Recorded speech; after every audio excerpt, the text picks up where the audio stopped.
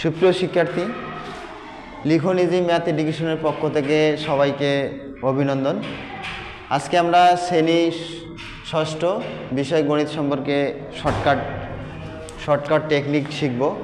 তো এখানে পেন্সিল কম্পাসের সাহায্যে 60 ডিগ্রি কোণ আঁকো, অর্থাৎ সাদা ছাড়া।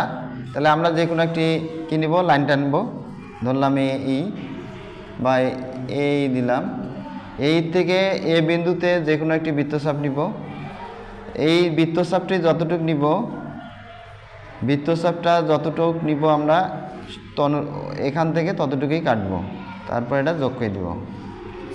তাহলে আমাদের কি হলো, এইটা যতটুক এখান থেকে এটাও ততটুক কাটবো। তাহলে এটা কি হবে, 60 ডিগ্রি কোণ।